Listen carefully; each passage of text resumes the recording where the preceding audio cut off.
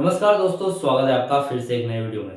तो दोस्तों, BSNL third PRC की फाइल की अगर स्थिति की बात करें तो फिलहाल देखिए यहाँ पर दिक्कत कहाँ आ रही है, अफोर्डेबिलिटी क्लॉज की दिक्कत आ रही है। ठीक है, यानी कि अगर अफोर्डेबिलिटी क्लॉज नहीं हटता है तो थर्ड पीआरसी फाइनल होने ही नहीं देगी। ठीक है, अब ये एक तरीके से रोड़ा है जो 2017 से लेकर 2026 तक काफी टाइम से लगा हुआ है और इसमें छूट मिलना जरूरी है, यानी कि रिलैक्सेशन अगर सरकार देती है तभी थर्ड पीआरसी की फाइल रोड में अप्रूव होगी। ठीक है, यहाँ पर बात ये आती है कि बीएसएनएल पेशेंट्स या फिर बीएसएनएल यूनियंस क्या कर रहे हैं, यानी कि अफोर्डेबिलिटी क्लॉज में रिलैक्सेशन के लिए यूनियंस क्या आगे काम कर रही है या फिर यूनियंस में क्या प्रोसेस चल रही है। आज की जो अपडेट है 9 आज की जो अपडेट है 9 मार्च 2026 की है। इस अपडेट में थर्ड पीआरसी की जो अफोर्डेबिलिटी क्लॉज अटकी हुई है उससे रिलेटेड यहाँ पर आज इस वीडियो में बताया जाएगा। ठीक है, क्योंकि 9 मार्च की जो अपडेट है ये यहाँ पर यूनेस की वेबसाइट से निकल कर आई है और इसमें क्या बताया गया है हम एग्जैक्टली समझेंगे आज इस वीडियो में। ठीक है, तो सबसे पहले तो चैनल पर नए हो तो सब्सक्राइब करें। मेरा नाम है सूर्य विश्वकर्मा। जानकारी यूजफुल लगे तो एक लाइक करके जरूर जाना। चलिए दोस्तों, बढ़ाते हैं वीडियो को आगे। तो दोस्तों, सबसे पहले देख लेते हैं। तो देखिए दोस्तों, यहाँ पर जो 9 मार्च 2026 की अपडेट है इसमें बताया गया है memorandum submitted to honourable MPs and third PRC issues. ठीक है, MPs on third PRC issues. अब यहाँ पर अब ये अपडेट वैसे तो इंग्लिश में है, इसको पूरा हिंदी में करके अच्छे से एक्सप्लेन यहाँ पर करके यहाँ पर विस्तार से समझते हैं इस अपडेट को। ठीक है, कि एग्जैक्टली यहाँ पर क्या बताया गया है। जो मुख्य मुद्दा है वो है अफोर्डेबिलिटी क्लॉज में छूट की डिमांड। ठीक है, इसमें रिलैक्सेशन मिलना बहुत जरूरी है। तो इसके लिए क्या दबाव बना रही है हमारी यूनियंस वगैरह। ठीक है, पेंशनर्स यूनियन हो गई, उसके बाद यहाँ पर कर्मचारी की यूनियंस हो गई। तो चलिए देखते हैं। बीएसएनएल के कर्मचारी पिछले 9 साल से वेतन वृद्धि यानी कि पे रिविजन का इंतजार कर रहे हैं। सबसे बड़ी बाधा सरकार का अफोर्डेबिलिटी क्लॉज है, यानी कि सरकार ने अफोर्डेबिलिटी क्लॉज लगा कर रखा है और ये देखा जाए तो इसी के कारण पिछले 9 साल से थर्ड पीआरसी पेंडिंग है, नहीं तो 2017 में ही थर्ड पीआरसी लागू हो जाती। ठीक है, अब अफोर्डेबिलिटी क्लॉज की बात करूं, एक नियम है जो कि सरकार ने बना कर रखा है। वो जरूरी नहीं कि बीएसएनएल पे लागू होगा। बीएसएनएल जैसे और भी अदर पीएसयू है, जैसे एमटीएनएल हो गया, उसके बाद गेल हो गया। ठीक है, जो भी सरकारी सेक्टर के अंडर जो भी कंपनी है, ठीक है, उसमें ये नियम लगता है। ठीक है, अब ये नियम क्यों जरूरी है? नियम इसलिए जरूरी है कि देखिए, अगर कोई सी कंपनी डूब जाती है कभी, जैसे कि उसने कोई कंपनी ज्यादा प्रॉफिट नहीं कर पाती और धीरे धीरे लॉस में जाने की वजह से वो डूब जाती है। ठीक है, फिर भी कंपनी लगातार थोड़ी चलती रहेगी। ठीक है, कहीं ना कहीं तो एक ऐसा पॉइंट आएगा कि कंपनी प्रॉफिट होते होते जब लॉस में आना शुरू होगी तब यहाँ पर अफोर्डेबिलिटी क्लॉज लगता है। ठीक है, तो देखिए नियम ये है, सरकारी नियम के अनुसार केवल वही पीएसयू सार्वजनिक क्षेत्र उपक्रम, जिसको हिंदी में बोलते हैं, अपने कर्मचारियों को थर्ड पीआरसी का लाभ दे सकते हैं जिन्होंने पिछले 3 सालों से मुनाफा कमाया हो। ठीक है, अब देखिए यहाँ पर ऐसा जरूरी नहीं है कि यहाँ पर सिर्फ थर्ड पीआरसी की बात आ रही है, यहाँ पर थर्ड पीआरसी की नहीं। इसका मतलब ये है कि खर्चा करना, मतलब आपकी कंपनी अगर माने जैसे कि आपकी कंपनी ने 100 करोड़ रुपए कमाए, आपके कंपनी भरे कर्मचारी पर आप खर्चा कर रहे हो या फिर किसी अदर सेक्टर में इन्वेस्ट कर रहे हो, तो इन्वेस्ट 30%, 100 करोड़ का 30% करेंगे। ठीक है, यानी कि 30 करोड़ या फिर 35 करोड़ करेंगे। तो इसका मतलब ये है कि आपकी कंपनी में क्षमता है, आपकी कंपनी के पास इतना खर्च करने के लिए ताकत है कि आप 30 करोड़ खर्च कर लेंगे, क्योंकि आपकी कंपनी ने 100 करोड़ कमाए। ठीक है, अब अगर बीएसएनएल की बात करूं तो बीएसएनएल की स्थिति थोड़ा सा विपरीत है, उल्टा है।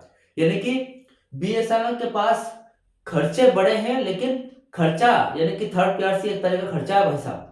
ठीक है, आपको शायद पता नहीं होगा लेकिन थर्ड पीआरसी लागू करेगी सरकार तो 10,000 करोड़ का यहाँ पर सरकार के ऊपर वित्तीय बोझ पड़ेगा। ठीक है, अब बीएसएनएल की हालत वैसी है कि बीएसएनएल के खर्चे बड़े हैं लेकिन प्रॉफिट कम है।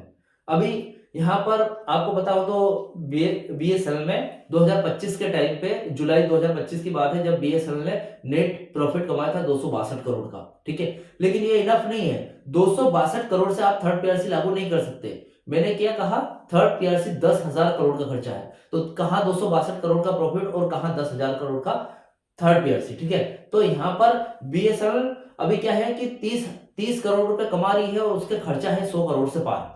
तो ऐसे में क्या है, कोई भी कंपनी पर कोई भी पीएसयू हो, उस पर थर्ड पीआरसी, जैसे आप थर्ड पीआरसी लागू होने वाली है, लेकिन बीएसएनएल तो ऑलरेडी प्रॉफिट में नहीं है, ठीक है, ऑलरेडी लॉस में है। तो इसलिए क्या है, उस पर पहले से ही जब भी बीएसएनएल लॉस में जाना स्टार्ट किया था और पिछले लगातार 3 सालों से लॉस हो रहा था, तो उस पर अफोर्डेबिलिटी क्लॉज एक तरीके से बेल लगा दिया गया है कि आप कंपनी कोई खर्चा नहीं करेगी। कंपनी को सिर्फ मार्केट में बनाए रखने के लिए, ताकि कंपनी डूबे ना, कंपनी दिवालिया ना हो, इसलिए कंपनी को सरकारी रिवाइवल पैकेज पर रखा जा रहा है, ठीक है। जब कंपनी खुद का नेट प्रॉफिट करना स्टार्ट करेगी, खुद का अर्निंग करना स्टार्ट करेगी अपने मुनाफे से, ठीक है, तभी कंपनी थर्ड पीआरसी लागू कर पाएगी। तो ये है स्थिति, ठीक है। अब दिक्कत क्या आ रही है, दिक्कत ये आ रही है, बीएसएनएल तकनीकी रूप से अभी भी घाटे में है। वो 262 करोड़ का 2025 में जुलाई के टाइम पे जो प्रॉफिट कमाया था वो मान्य नहीं है, ठीक है।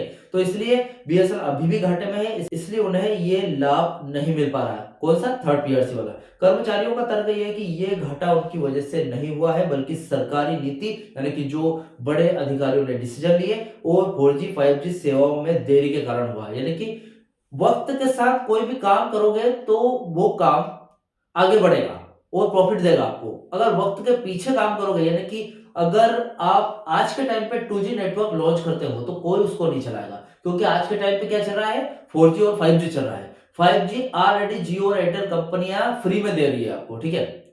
और अगर बीएसएनएल से कंपेयर करें तो बीएसएनएल में 4G पूरी तरीके से पूरे पैन इंडिया में रोल आउट नहीं हो पाया है, ठीक है। यानी कि कुछ कुछ साइटें अभी भी बाकी है, कुछ कुछ एरियाज बाकी है जहां पर बीएसएनएल का 4G अभी तक नहीं गया है। तो दिक्कत कहाँ आ रही है? दिक्कत वही आ रही है कि बीएसएनएल ने 5G लॉन्च नहीं किया और 4G पूरी तरीके से रोल आउट नहीं किया है, ठीक है। जब तक बीएसएनएल जियो और एयरटेल का कंपटीशन में थोड़ा बहुत लगभग नहीं आएगी, तब तक प्रॉफिट नहीं कर पाएगी, ठीक है। तो इसलिए बीएसएनएल बहुत पीछे है। तो यहाँ पर ताजा अपडेट की बात करें तो जैसा कि देखें, यहाँ पर जो बीएसएनएल की यूनियन है, उन्होंने अब आर पार की लड़ाई शुरू कर दी है, ठीक है। और वे अब सीधे सांसद एमपीज के पास पहुंच रहे हैं ताकि संसद में दबाव बनाया जा सके, ठीक है। अब भाई साहब देखिए, यहाँ पर हड़ताल करने से या फिर बार बार तो हड़ताल नहीं कर सकते। अभी जो हड़ताल हुई थी 12 फरवरी को हुई थी, ठीक है। उसके बाद ठीक 13 फरवरी यानी कि एक दिन बाद बोर्ड का अप्रूवल आ गया था कि भाई साहब ठीक है, थर्ड पीआरसी को हम पास करते हैं, ठीक है। तो ऐसा फिर से हड़ताल तो करनी पड़ेगी, लेकिन सबसे पहले एमपीज और सांसदों को ट्राई कर रहे हैं कि इनके दबाव की वजह से यहाँ पर कैबिनेट में अप्रूवल मिल जाए, ठीक है। अभी आज क्या हो गई, 10 मार्च हो गई और 9 मार्च को सांसद सत्र शुरू होने वाला है, ठीक है। तो अभी से नहीं, पिछले 10 दिनों से लगातार सांसदों को यहाँ पर मनाया जा रहा है और थर्ड पीआरसी लागू करने के लिए दबाव बनाया जा रहा है, ठीक है। इससे क्या है कि कहीं ना कहीं अगर पॉलिटिक्स के माध्यम से हो जाए थर्ड पीआरसी लागू, लेकिन होनी चाहिए, ठीक है। सांसदों से मुलाकात और मेमोरेंडम की बात करूं तो तेलंगाना में जो यूनियन से, उन्होंने नेताओं के साथ श्रीमती काव्या जी से मुलाकात की और उन्हें बताया है कि वेतन न बढ़ने से कर्मचारियों का मनोबल गिर रहा है, ठीक है। यानी कि थर्ड पीआरसी लागू नहीं हो रही है तो उनमें हताशा छा रही है, जितने भी हताश हो रहे हैं, जितने भी कर्मचारी है और पेंशनर से, वो बोल रहे हैं कि नहीं, अब थर्ड पीआरसी लागू होगी नहीं तो हमें क्या करना, इस नेटवर्क को आगे बढ़ाकर, ठीक है। तो वो डिमोटिवेट हो रहे हैं। अभी छत्रपति संभाजी नगर की अगर बात करूं तो यहाँ यूनियन ने सांसद श्री कल्याण काले को मेमोरेंडम सौंपा है और उन्होंने साफ कहा है कि कर्मचारी को 9 साल के वेतन में जो वृद्धि है उससे वंचित रखना अन्याय है। वो कह रहे हैं कि ऐसा मत करो, उनकी थर्ड पीआरसी मत रोको। थर्ड पीआरसी अगर आप लागू करते हो तो ऐसे में क्या है, बीएसएनएल के आगे बढ़ने के चांसेस बढ़ जाएंगे।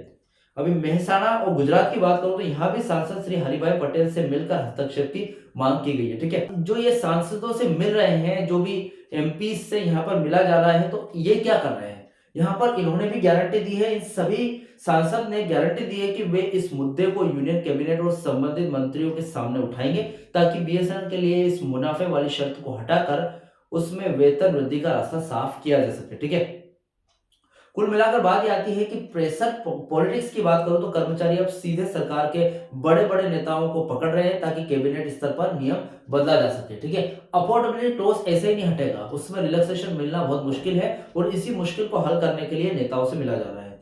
उम्मीद की किरण की बात करूं तो अगर सरकार बीएसएनएल को एक विशेष केस मानकर इसमें इस क्लोज में रिलैक्सेशन दे देती है तो आपकी सैलरी में अच्छी खासी बढ़ोतरी का रास्ता खुल जाएगा। भले फिटमेंट फैक्टर कम हो, लेकिन थर्ड पीआरसी लागू हो जाएगी।